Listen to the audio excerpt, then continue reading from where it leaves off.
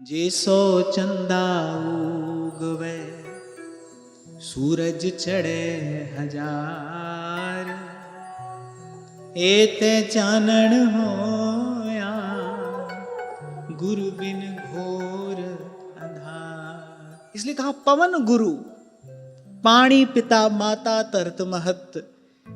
किसी के बिना भी जीवन संभव हो सकता है, पवन के बिना जीवन संभव नहीं हो सकता। पवन गुरु, पाणी पिता।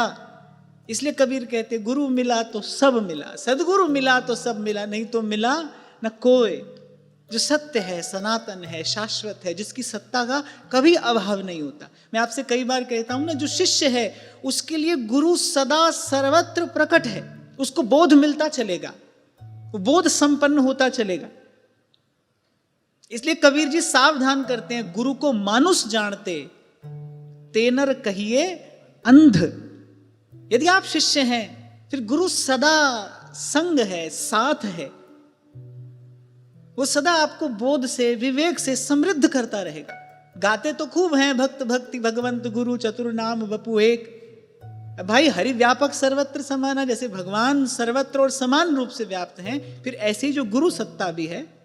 अब देखो भाई, तत्वतः तो एक ही है, पर जो गुरु सत्ता है वो भी ऐसे सर्वत्र है, समान रूप से व्याप्त है।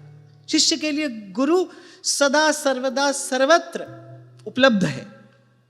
शिष्य हो जाए कोई श्रद्धा और विश्वास से युक्त,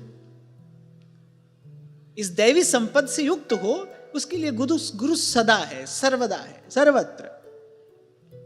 अब जीव स्वभाव से दुष्ट है, स्वभाव तो दुष्ट, सर्वम कुर्वन्ति भगवंतम न भजन्ति, पर गुरु की शरण में आते ही सतगुरु मेरे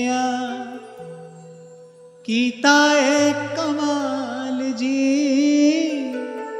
सतगुरु मेरे कीता है कमाल जी, शहनशाह बनाया मैनू, शहनशाह बनाया मैनू। अब यहां जब कोई भावुक कह रहा है ना शहनशाह,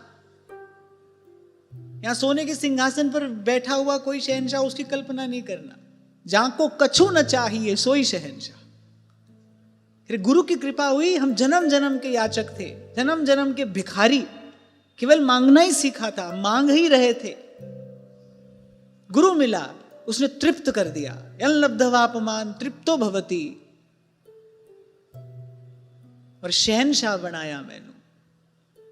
क्या होता है ना, शहनशाह कहते ही मन है किसी और दिशा में दौड़ने लगता है, क्योंकि हमने एक ही प्रकार के शहनशाह देखे हैं। हमारी बुद्धि की गम, हमारी गति वहीं तक है। संत किसको शहनशाह कहता है? फिर चाह गई चिंता मिटी, मनुआ बेपरवाह, जहां को कछु न चाहिए सोई शहनशाह। माने गुरु ने निष्काम किया। ये जीव ये किसी भी प्रकार से, क्योंकि स्वभाव से दुष्ट है, अब दुष्ट व्यक्ति को सदा सुख कैसे मिले? गुरु की कृपा हुई। ये जो टेढ़ा, स्वभाव से टेढ़ा जो जीव है, वो कोई कहने वाला कहता है ना, जब तक बिका न था कोई पूछता न था, तूने मुझे खरीदा और अनमोल कर दिया। इसलिए हम महाप्रभु जी से कहते हैं, महारंक को प्रेम साधन लुटाया, उन्हीं व्यास नंदन की जय बोलते, जिन्होंने हमें प्यार करना सिखाया, उन्हीं व्यास नंदन की जय बोलते।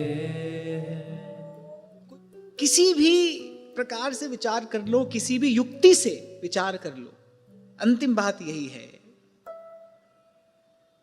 ब्रह्म भूल में भटकते उदय हुए जब भाग, और मिला अचानक गुरु मुझे लगी लगन की लाग। गुरु बोध कराता है, ये संपत्ति देता है, जीव को निष्काम करता है, तृप्त करता है। फिर कहते हैं गोस्वामी जी, वंदौ गुरुपद कंद कृपा सिंधु नर रूप हरि, महामोहतम पुंज जासु बचन रवि कर। बड़ा महत्वपूर्ण सिद्धांत गोस्वामी जी इन शब्दों में कहते हैं। वंदऊ गुरुपद कंज कृपा सिंधु नर रूप हरि, नर के रूप में हरि ही हैं, पर महामोहतम पुंज जासु वचन रवि करहि निकर। इसलिए सदा आपको कहता हूं गुरु को कान दीजिए। डॉक्टर, वैद्य, चिकित्सक रोगी पर कृपा कैसे कर सकता है बताओ? औषधि देकर। अब उसको खूब लाड़ दुलार करता रहे, गोद में बैठा ले, सर पे बैठा ले। रोगी भी ऐसे ही चिकित्सक का चित्र ले जाए, अपने घर में मंदिर में रख ले, धूप आरती करे, भोग लगाए, सब करे, फिर बात तो बनेगी नहीं। ऐसे रोग तो ठीक नहीं होगा। डॉक्टर रोगी पर कृपा करता है, डॉक्टर रोगी का हित करता है। कैसे? उसको सही औषधि देकर। एक विधि होती है, वस्तु प्रदान करने की भी एक विधि है। किस रूप में वस्तु दी जाए इसकी एक व्यवस्था है। ऐसे गुरु कृपा करेगा कैसे? अपने शब्द से। जासु वचन रवि करहि निकर। जीव के महामोह का, जन्म जन्म के अज्ञानांधकार का नाश होता है गुरु के शब्द से। इसीलिए सदा आपको कहा आंख प्रभु को दीजिए, गुरु को कान दीजिए। ये सिद्धांत है। इसलिए छोटा सा उदाहरण दिया आपको। सब कुछ ले आइए, वैद्य और रोगी के बीच में सब कुछ ले आइए, औषधि हटा दीजिए, क्या होगा? कुछ भी नहीं। मति, भ्रम, खेद, ग्लानि, पीड़ा, ये सब होगा अंत में। क्यों? क्योंकि जिस कारण से उसके पास गए थे उस कार्य की सिद्धि तो हुई नहीं, बाकी सब कुछ हुआ। और मैं कहता हूं कुछ भी ना रहे, एक औषधि रहे। वैद्य ने आपको औषधि दी है, पथ्य कुपथ्य बताया है, औषध खाए पथ करे ताकि वेदन जाए। आप मंदिर दर्शन करने जा रहे हैं, पहली बार वृंदावन आए, आपको पता नहीं राधा वल्लभ जी का मंदिर कहाँ है। आपने रास्ते में किसी से पूछा भाई मंदिर कहाँ है, उसने आपको रास्ता बताया। अब वहीं बैठ जाएंगे, आगे जाएंगे दर्शन करने? जाना चाहिए। और रास्ता बताने वाला उदार था, उसने ये और कह दिया आरती होने वाली है, दौड़ कर जाओ। ऐसे ही जो उदार है, जो वस्तुतः गुरु है, वो तो कहेगा एक क्षण भी विलंब मत कर, हरिपद भज न विलंब कर, तीव्रेण भक्ति योगेन यजेत पुरुषम परम। उदार होगा ना वो व्यक्ति, वो कहेगा अरे आरती होने वाली है, दौड़ कर जाओ नहीं तो दर्शन नहीं होगा। वो बेचारा पहली बार आया है, वो उसको मंदिर नहीं, मार्ग नहीं मालूम है, और उसको थोड़ी देर में वापस भी जाना है। उसने किसी से मार्ग पूछा, कहेगा मंदिर यहां है और दौड़ कर जाओ। वो रास्ता पूछना तभी सफल हुआ जब आप दौड़ कर गए और आपने दर्शन कर लिया। उसका धन्यवाद दीजिए और आगे बढ़िए। फिर वंदना करते हैं गोस्वामी जी। वंदौ गुरु पद पदुम परागा, वंदौ गुरु पद पदुम परागा, सुरुचि सुवास सरस अनुरागा, सुरुचि सुवास सरस अनुरागा, अमी अमूरी मैं चूरन चारू, अमी अमूरी मैं चूरन चारू, समन सकल भव रुज परिवार,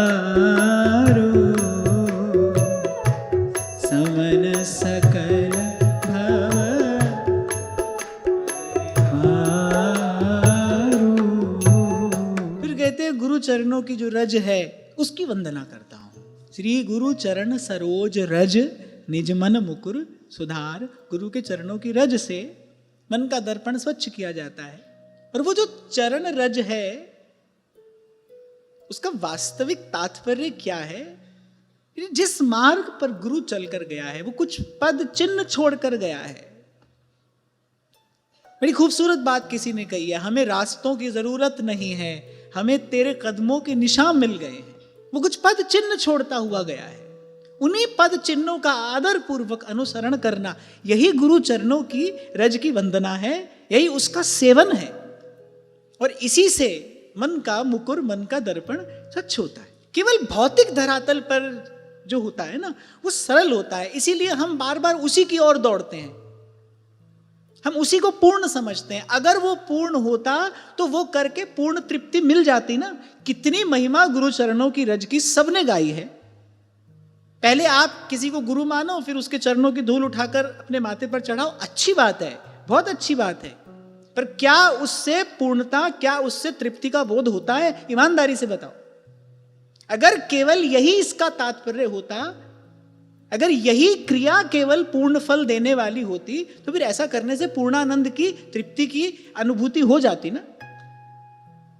पर होता तो नहीं। आप बताओ, होता है? ईमानदारी से बताओ, होता है? क्या मन के सारे क्लेश दूर हो जाते हैं?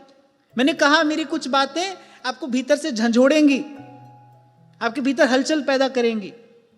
मेरा काम केवल आपके प्रश्न का उत्तर देना ही नहीं है, आपके मन में प्रश्न खड़ा करना भी है। ये अर्थ भी है, पर ये अर्थ ही नहीं है। जैसे मैं आपसे कहता हूं ना कि कथा के गर्भ में कुछ है। अंग्रेजी में भी कहा जाता है there is a story between the lines, there is some story between the lines. ऐसे ही संतों की जो वाणी है उसका एक आध्यात्मिक अर्थ भी होता है।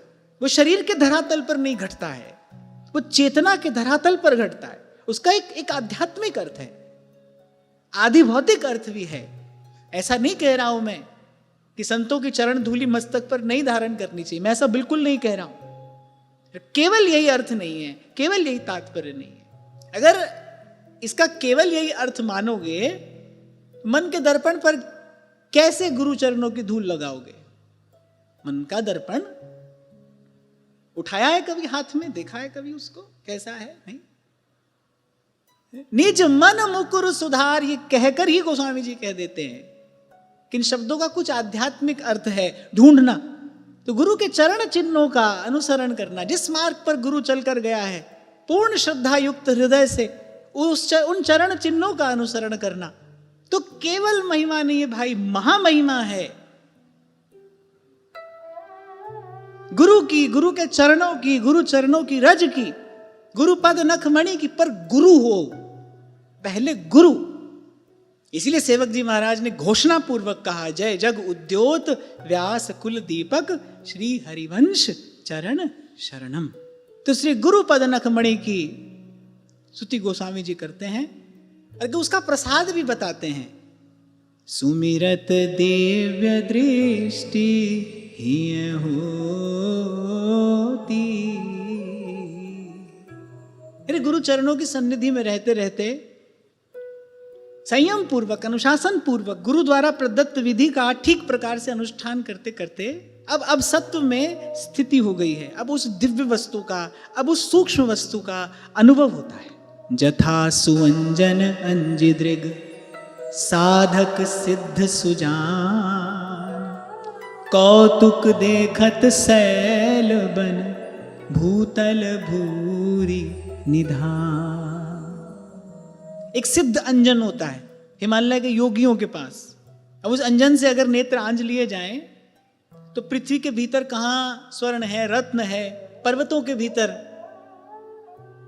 कहां ऐसी कोई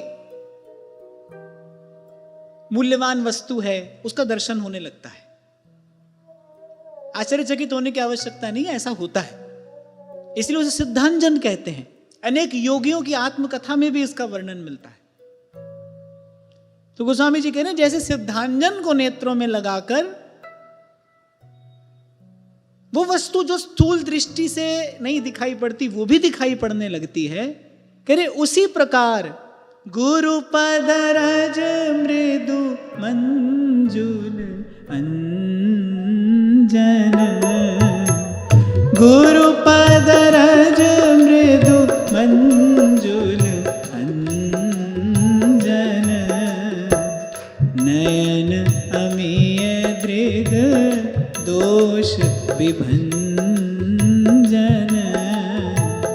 नयन अमीय दृग दोष विभंजन, तेहि करि विमल विवेक विलोचन, तेहि करि विमल विवेक विलोचन, बरनौ रामचरित भवमोचन, बरनौ रामचरित भवमोचन। गुरु पद रज मृदु मंजुल अंजन, इस अंजन की विशेषता क्या है? नयन अमीय दृग दोष विभंजन। हमारी दृष्टि का दोष क्या है?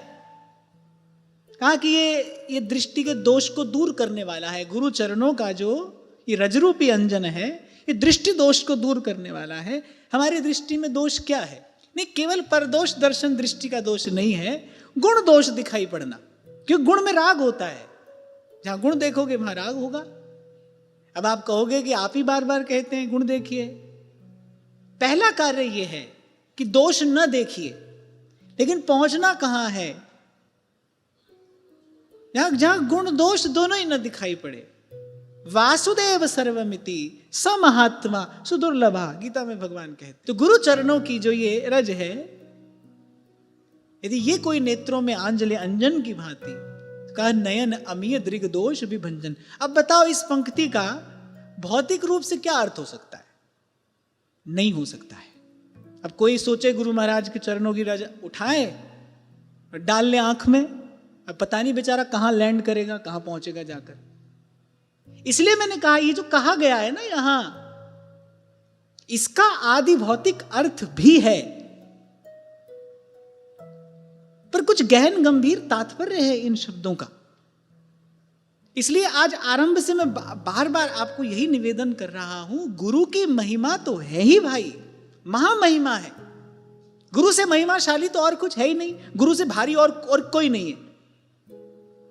गुरु की तो महामहिमा है, लेकिन जिस प्रकार ठीक प्रकार से किसी दिव्य औषधि का सेवन न करने से उस औषधि का जो लाभ है वो प्राप्त नहीं होता, ठीक इसी प्रकार यदि गुरु का सेवन भी सविधि न किया जाए तो फिर जो लाभ उससे प्राप्त होना चाहिए वो नहीं होता। और चलता व्यक्ति कहां के लिए है और पहुंच कहां जाता है। मैं आपको दो विकल्प दूं कि गुरु की पूजा के दो विकल्प हैं, चुन लीजिए एक तो ये है, पूजा का थाल सजाकर जाइए, गुरु जी के चरण धोइए, रोरी चंदन का तिलक करिए, आरती उतारिए। अब भेंट रखनी मत भूलिए, वो रखिए। एक तो ये, और एक सदा सत्य भाषण करना है। कौन सी विधि चुनेंगे आप? मैं जानता हूं, बताइए मत, क्योंकि वो सरल है भाई, उसमें कोई कठिनाई नहीं है। पर सिद्धांत को जीवन में धारण करना, इसके लिए आपको अपने आप को देना पड़ेगा। आपको अपनी जेब का धन, अपनी गांठ की वस्तु मात्र खर्च नहीं करनी पड़ेगी भाई। सिद्धांत को जीवन में धारण करने के लिए आपको अपने आप को देना पड़ेगा। सबसे पहले अपने अहंकार को विसर्जित करना पड़ेगा। बड़ी कठिनाई आएगी उस समय, पर बात तो तभी बनेगी। इसीलिए छोटा सा उदाहरण दिया मैंने आपको। आप डॉक्टर के पास गए, आपने औषधि ले ली, आप खूब लाड़ दुलार डॉक्टर का कर रहे हैं, और तो और आप तो कहने लगे अरे आप ही भगवान है, आरती उतारने लगे आप, लेकिन आप औषधि नहीं ले रहे, तो आपका जाना निष्फल है। ठीक है, आप थोड़ा मनोरंजन कर आए, अपना भी उसका भी, पर आपका वो जो प्रयोजन है वो सिद्ध नहीं होता। और भाई हम तो रास्ता बताने वाले हैं, और साथ में आपको ये भी बता रहे हैं दौड़ कर जाइए, दौड़ कर जाइए। कब पट हो जाए पता नहीं, इसीलिए हमारे यहां संध्या में रोज गाया जाता है ना, इसमें विलंब नहीं करना चाहिए। राधा वल्लभ लाल की दौड़ आरती देख, पाग बनी पटका बन्यो बन्यो लाल को भेख, और राधा वल्लभ लाल की दौड़ आरती देख। सब काम छोड़ कर जाइए। हाँ ठीक है, ये तो शिष्टाचार है, रास्ता बताने वाले का धन्यवाद करिए। पर मैं तो एक और बात आगे बढ़कर कहता हूं, वो आपको मिला, सही व्यक्ति आपको सही समय पर मिल गया, ये भी प्रभु की ही कृपा है। मूल में तो वही है, करण करावण हार, आप कोई दूसरा ढूंढे नहीं मिलता भाई मुझे तो। ये गुरु चरणों की सेवा का, सानिध्य का प्रसाद क्या है? कह विमल विवेक का प्रकाश। व्यास जी से यही प्रश्न पूछा था ब्राह्मण रूपधारी भगवान विश्वनाथ ने, विद्या की प्राप्ति का लक्ष्य क्या है? क्यों पढ़ा जाए, क्यों अध्ययन किया जाए, क्यों स्वाध्याय किया जाए, क्यों श्रवण चिंतन किया जाए, किस लिए? व्यास जी ने उत्तर दिया, भाई विवेक की प्राप्ति। और गोस्वामी जी कह रहे हैं ये जो गुरु की महामहिमा, गुरु चरणों की अद्भुत महिमा मैंने गाई है, इसका परम प्रसाद क्या है? तेहि कर बिमल विवेक विलोचन। विमल विवेक की प्राप्ति, विमल विवेक अभी नहीं हो रहा है ऐसा, उसका कारण क्या है?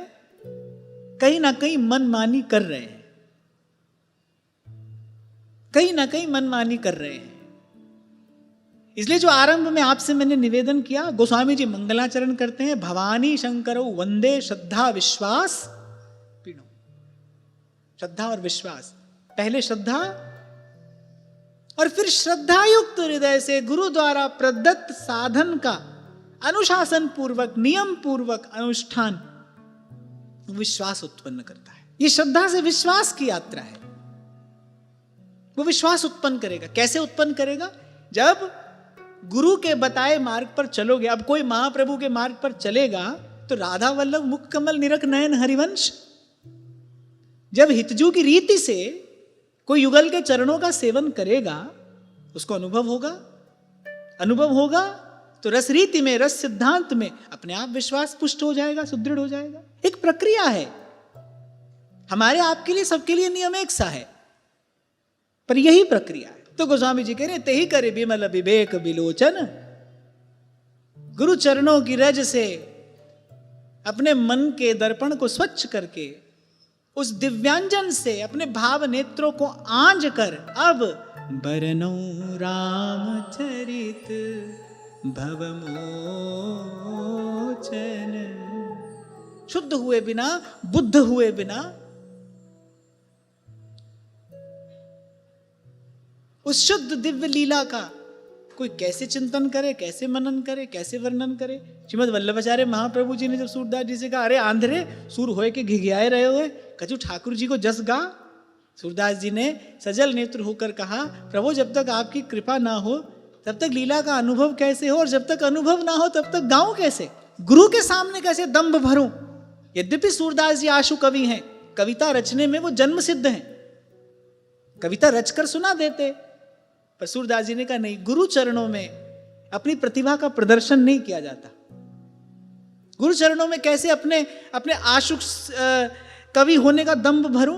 कहा प्रभु जब तक आप कृपा न करें तब तक मुझे लीला का अनुभव कैसे हो, और जब तक अनुभव ना हो तब तक गाऊं कैसे? ठीक यही बात सेवक जी महाराज कह रहे हैं, देहु कृपा कर बुद्धि प्रकाश। और ये बुद्धि में ये विमल विवेक का प्रकाश होने पर मैं क्या करना चाहता हूं? जस बरनौ हरिवंश बिला, श्री हरिवंश ही गाय हो, जय जय श्री हरिवंश ही गाय। ये गुरु चरणों की महिमा